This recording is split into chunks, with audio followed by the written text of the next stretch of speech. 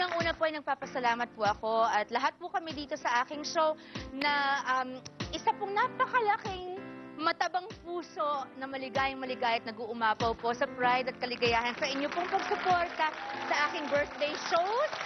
Una po yung dito sa studio with Mr. Ryan Cabiab and my special guest then. And then the Araneta Coliseum birthday concert. Did you enjoy that?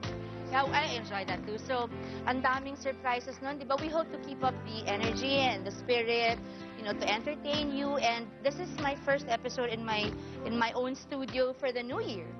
So, I just want to thank you all for supporting us. Everybody watching us over TFC, Luzon, Visayas, and Mindanao, maraming salamat po sa inyong patuloy. At parami pa ng parami ng manonood sa aming programa po. Tuloy pa rin po ang ating non-stop chikahan at sa gabing ito po ang tanong namin ay, ano ba ang mga katangian ng isang babae o ng isang lalaki para siya ay mataguriang, tama di ba? Mataguriang sexy. Tinanong po namin ang aming studio audience kanina, di ba? Through a survey, ano ba ang una nilang nakikita kapag tumitingin sila sa tao, sa ibang tao, mapalalaki o babae man? Face or mukha, 60%. Eyes o mata, 26%. Di ba? Tama. Lips o labi? Oy, okay lang. Binibili ng iba yan. Ako pinanganak ganyan na. 3%. Body o katawan, 9%. Sabi sa inyo, dinadadaan sa ganun yun eh. Okay. Sa napakasimpleng bagay, hindi pa maka-agree ang mga tao. Ano ba talaga? Kaya nga we decided to invite some special people, our very special guests ngayon, na tamang-tamang kanilang edad. Peak ito ng kanilang, kumbagay, appeal, di ba? We think that they are here and they are experts when it comes to sex appeal dahil meron silang lahat nun eh. Unahin na po natin ang mga kababaihan. Please welcome, fresh from Pinoy Big Brother Celebrity Edition 2, Riza Santos. Hey Riza, welcome!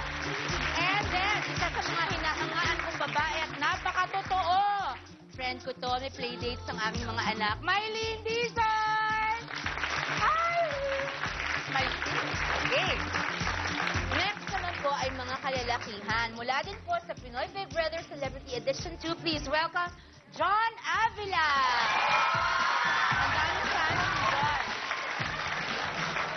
John was in the Araneta Coliseum birthday show. Thank you, John, for doing that with sila Will and sila Zanjo.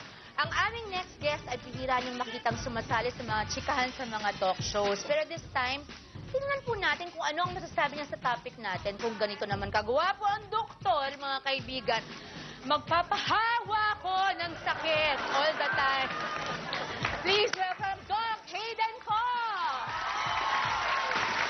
Hi, Doc! Napakabata ni Doc. And last but definitely not at all the least, mga kaibigan, siya ay aming kaibigan, Luis Manzano! Hey, Mary! Saka, did you know that? The very first, di ba, sweetheart? The very first, dito ko sa tabi Yes, tita. ka-text ko to eh, nung araw pa. The very first time you guested on a talk show was in my... Dito. At safe to say na dahil sa show na to, dito rin ako nagsimula sa showbiz. Oo, no, but you know what? Di ba naman? Kitang-kita ang galing ng nanay at tatay sa iyong katangian at Tama yun. katauhan. Yan ang napakagaling. Ayan. Anyway, tiyak po isang masayang usapan na naman po. Ang dala namin sa inyo. Hindi lang masaya yan o entertaining, kundi si Doc Pogi nandyan. Kaya ang dami natin malalaman. Maylene, ayan, syempre nandun sila Riza. Ayan.